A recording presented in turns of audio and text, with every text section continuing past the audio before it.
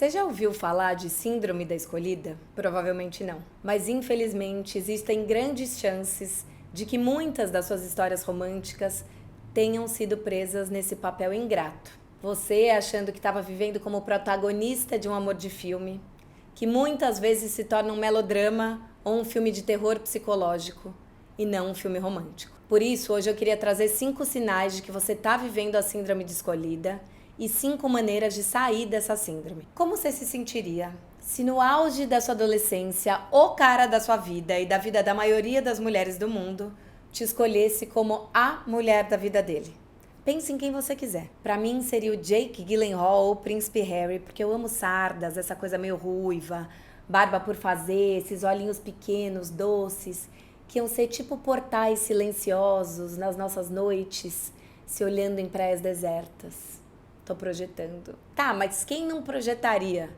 Porque ser escolhida por alguém que você quer muito parece ser o começo da vida de conto de fada, sabe? Um romance de filme, em que você se torna bonequinha de luxo num roteiro de puro glamour, amor e deleite. Não fosse pelo fato de você acabar se tornando uma bonequinha e não uma companheira. Foi isso que aconteceu com Priscilla Presley e com muitas de nós, que por homens muito menos icônicos que o Elvis ou o Jake, nos anulamos para viver a Síndrome da Escolhida. Semana passada eu assisti o filme Priscilla, de Sofia Coppola, e eu fiquei completamente mexida com essa história que é baseada no livro Elvis e Eu, que é uma biografia escrita por Priscilla Presley, ex-mulher do ícone. Mais do que uma história de amor, o filme retrata a história de solidão e deslocamento dessa mulher. Uma história que é muito presente nas nossas histórias amorosas e que a gente vive sem se dar conta. O amor romântico é tão estruturante nas nossas vidas e no nosso imaginário de felicidade que o sonho do amor idealizado sustenta o pesadelo do cotidiano com alguém. E fica tranquila que os spoilers que eu trago aqui não vão estragar a sua experiência do filme. Eu vou trazer alguns traços do filme pra gente fazer um paralelo com as nossas vidas. Eu super indico que você assista o filme e depois me escreva pra dizer como ele reverberou em você. Mas agora, vamos aos sinais. Que sinais são esses de que a gente está vivendo a Síndrome da Escolhida? Porque eu quero falar da nossa vida. Primeiro, o fato de você ter sido escolhida faz você abrir mão das suas próprias escolhas, com medo que elas sejam um obstáculo para te manter no lugar da pessoa amada.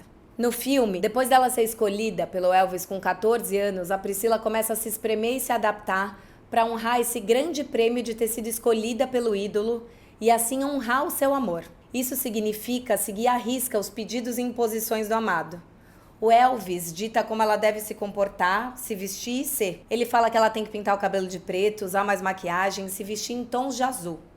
Roupas vermelhas ou douradas estão fora da paleta. Ter amigos está fora da sua rotina. Ter opinião está fora de cogitação. Priscilla, assim, é escolhida para ser interditada. E aí eu te pergunto, quantas vezes, por sermos escolhidas, a gente escolhe abrir mão das nossas próprias escolhas? Desde a Pequena Sereia, que perde a própria voz para ganhar pernas para ser escolhida pelo príncipe Eric, até Priscilla, que se orgulha em ser a melhor ouvinte de Elvis e assim se cala para que só ele fale. A gente aprende a abrir mão da voz, dos desejos, das condições, como se tudo isso fosse o pedágio que a gente tem que pagar para entrar no grande mundo dos sonhos dos nossos amados. No filme, ele era o Elvis, mas muitas vezes a gente entra em dinâmicas similares por sermos escolhidas por homens que a gente admira. Sabe aquele amigo culto do seu irmão mais velho, o advogado bem-sucedido da empresa que você trabalhou, ou o viúvo, sabe, que é ótimo pai para os 3 filhos e ainda tem uma carreira admirável. Basta a gente fazer o combo da nossa insegurança com a projeção da imagem do cara que pronto, automaticamente a gente se coloca como bonecas das suas narrativas. No filme, inclusive, tem uma cena muito incômoda, assim, perturbadoramente boa. Assim que a Priscilla vai morar em Memphis com o Elvis, ele dá para ela um cachorrinho para ela brincar, para ela se distrair. E distraída, ela não se dá conta de que ela mesma está se tornando a cadelinha ou a boneca do Elvis. Porque é ele que decide tudo. O que ela faz, como ela deve ser. E quanto mais ela aguenta, mais ela se sente a mulher digna de ser amada. Mas quem está sendo amada? Você ou a sua performance de boneca, cadelinha, esposa? Quantas vezes a gente deixa de sair com aquele amigo mais carinhoso para não gerar estresse no namorado ciumento? A gente evita falar demais nos encontros dos amigos deles para não falar besteira. Ou posterga um curso incrível porque esse curso é à noite e você quer estar sempre disponível para poder encontrar com o cara. O segundo traço é que a escolha do amor justifica abrir mão de todas as outras escolhas da sua vida e você se torna refém sem nem perceber. Para a maioria de nós mulheres, o imaginário do final feliz inclui um marido, filhos, netos e um labrador num sítio em São Francisco Xavier. Isso não é por acaso. Tem um documentário que chama Misrepresentation de 2011, mas com dados bem atuais, que conta que quase 89% dos filmes com protagonistas femininas são histórias de amor. Ou seja, a gente aprende que a nossa jornada da heroína é casar.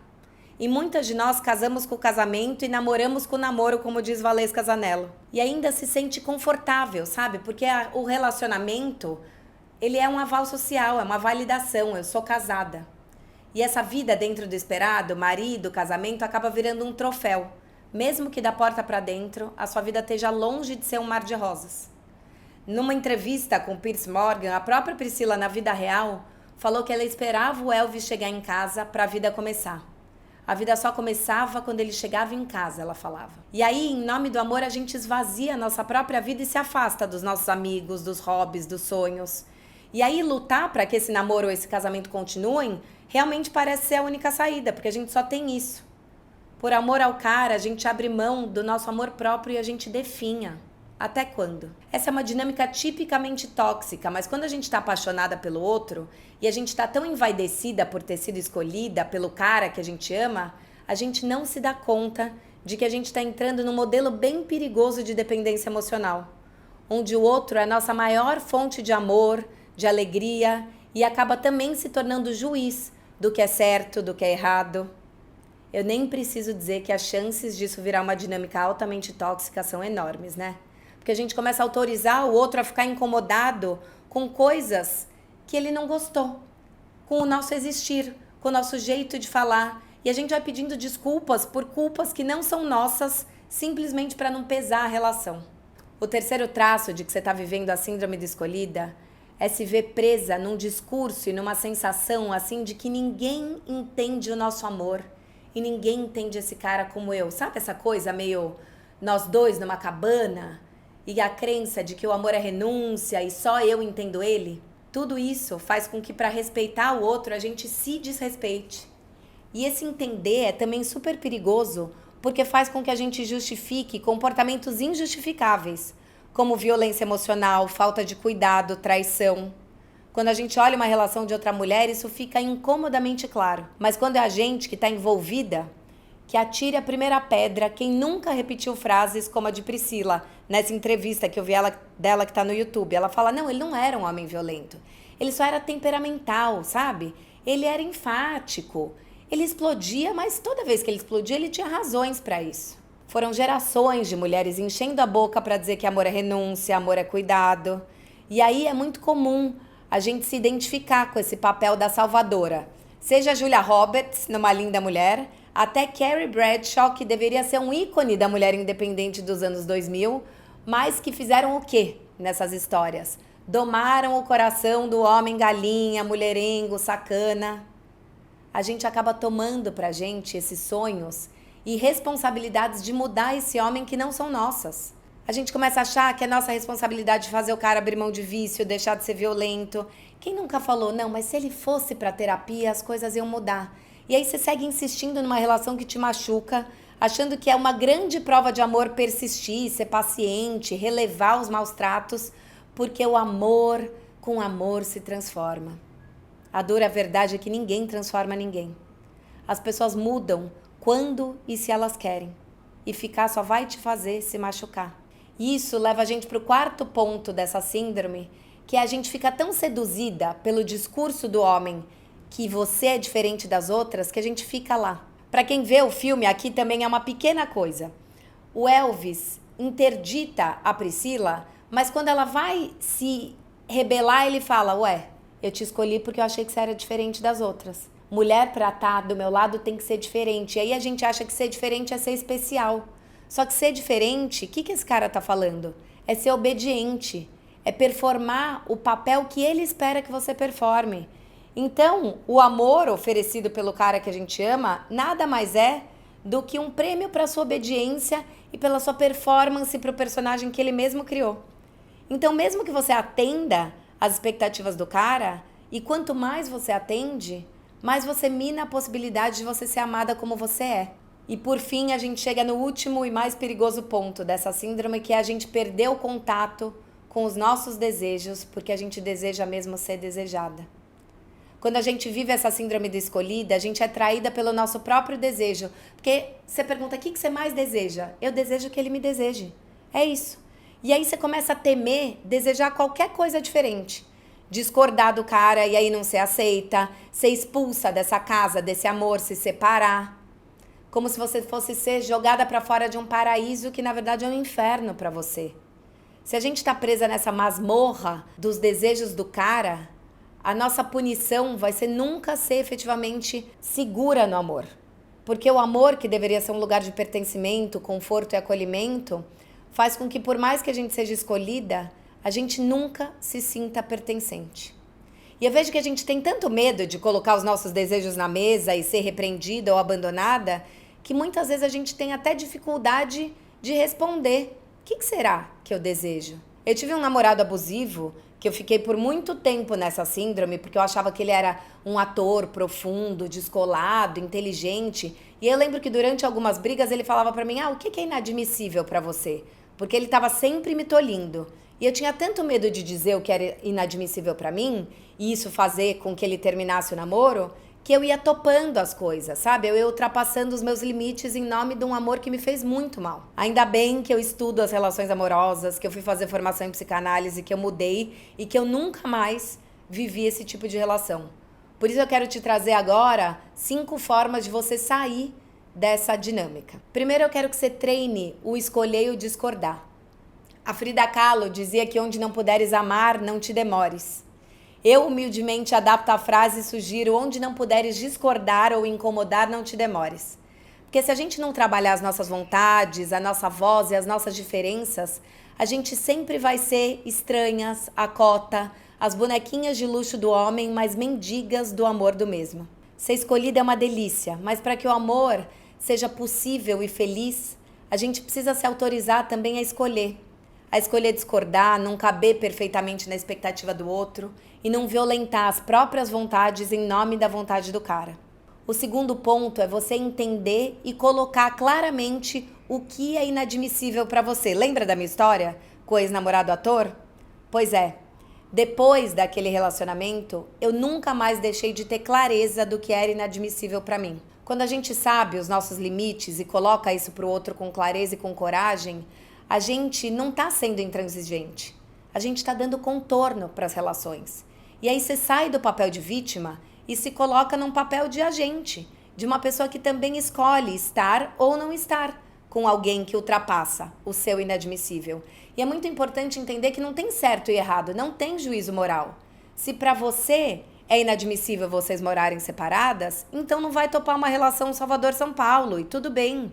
Se para você a traição é inadmissível, então o cara te traiu, acabou. Não vai relevar, fazer vista grossa porque você tá com medo de perder essa relação. Pensa pra você, tudo bem, não precisa ter uma lista de 1 milhão de coisas, mas garante pelo menos 5 ou 6. E se elas forem inadmissíveis mesmo, dê um basta. Porque muitas vezes a gente fica naquela assim, olha, eu vou embora, mas dá uma terceira, quarta, quinta chance. E quanto mais a gente faz isso, menos o outro respeita a gente. Depois é trocar o tanto faz por falar o que você prefere. Muitas vezes, para ser amável, a gente abre mão de escolhas cotidianas. Só que é no pequeno que a dinâmica das relações se estabelecem. Se você é a pessoa que responde, o que você quer jantar hoje?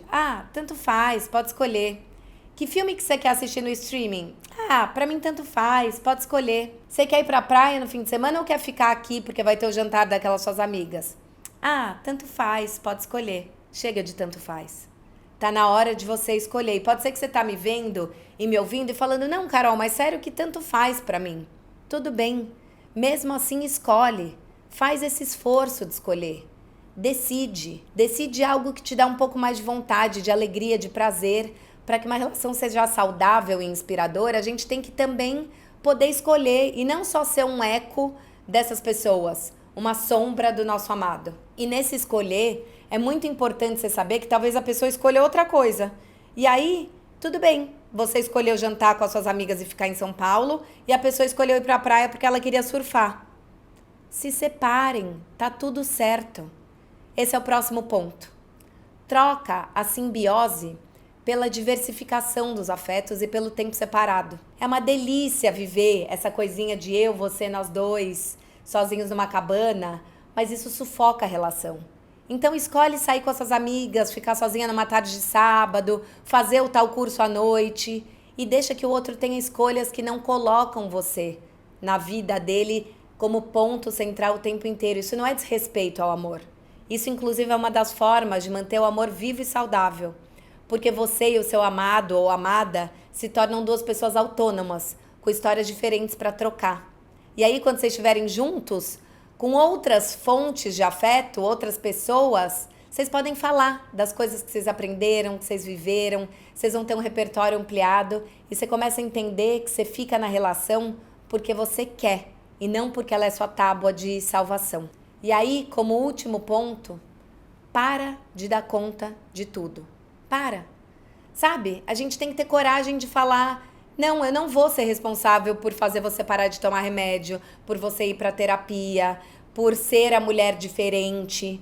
A gente tem que poder ser mulheres iguais às outras, que também brigam, que também têm escolhas, que também não dão conta.